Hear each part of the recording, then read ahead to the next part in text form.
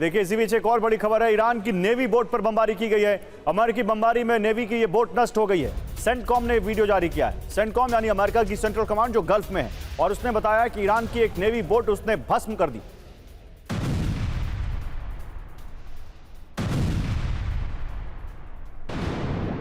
और ईरान की अमेरिका को बारूदी चेतावनी, अमेरिकी यूनिवर्सिटी हमारा टारगेट है, यह ईरान ने कहा है। मध्य पूर्व में यूनिवर्सिटी पर हमला होगा, यह कहा है। तेहरान विश्वविद्यालय पर हमले का लेंगे बदला, यह कहा है। सोमवार 10 बजे तक यूनिवर्सिटी खाली करने की अपील। तो मुस्तफा का प्रतिशोध, अमेरिकी यूनिवर्सिटी टारगेट। जी हां, आईआरजीसी ने चेतावनी दी है कि अमेरिकी इजरायली यूनिवर्सिटी हमारा टारगेट। 2 यूनिवर्सिटी पर हमले के बाद बदला पूरा होगा। स्टाफ, प्रोफेसर और छात्र यूनिवर्सिटी से दूर रहें। बदले की वजह यूएस और इजरायल ने तेहरान यूनिवर्सिटी पर हमला किया था। ईरानी यूनिवर्सिटीज और रिसर्च सेंटर को टारगेट किया। आईआरजीसी ने हमले को युद्ध अपराध बताया और बदले का ऐलान किया।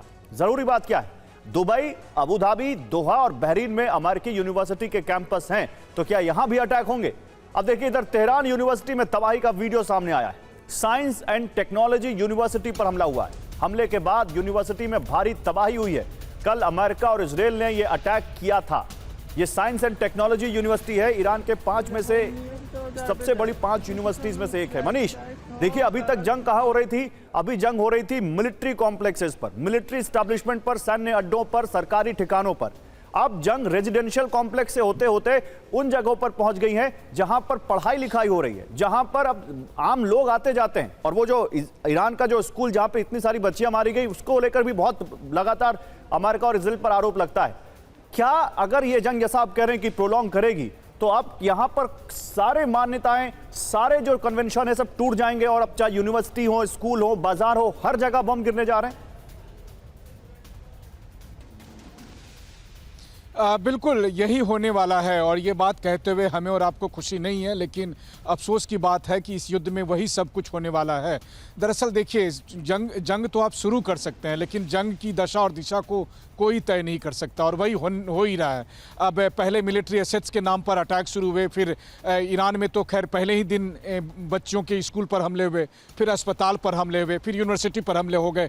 अब ईरान भी उसी के जवाब में कह रहा है कि हम भी यूनिवर्सिटी पर अटैक करेंगे।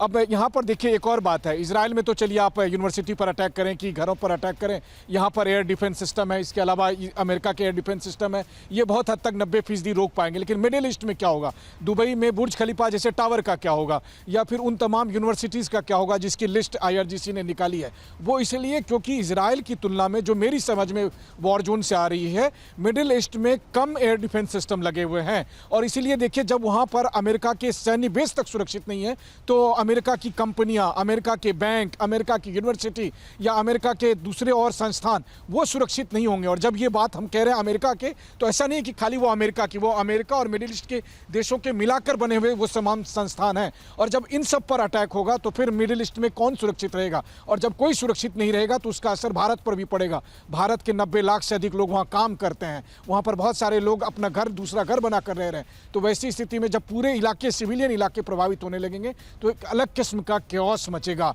तो बात केवल हार्मुज स्ट्रेट से और तेल संकट का नहीं है, बल्कि इसके बाद की जो समस्या आने वाली है वो बहुत भयानक साबित होगी। और अगर ये जंग लंबी खिंचती है और ईरान की तरफ से हमले होंगे, जो कि हो ही रहे हैं, तो वैसी स्थिति में कोई नहीं रोक पाएगा। एक और बड़ी तबाही अभी इंतजार कर रही है, वो सब देखते जाइए, क्योंकि ये सब कुछ होगा और इस युद्ध में सारे नियम टूट रहे हैं और सारे नियम टूटते जाएंगे। बिल्कुल सही कह रहे हैं आप मनीष, और बहुत शुक्रिया आपका। आप वॉर जोन से हमें इतने तमाम अपडेट्स दे रहे हैं। आगे फिर आपसे बात करेंगे, लेकिन फिलहाल आपका शुक्रिया।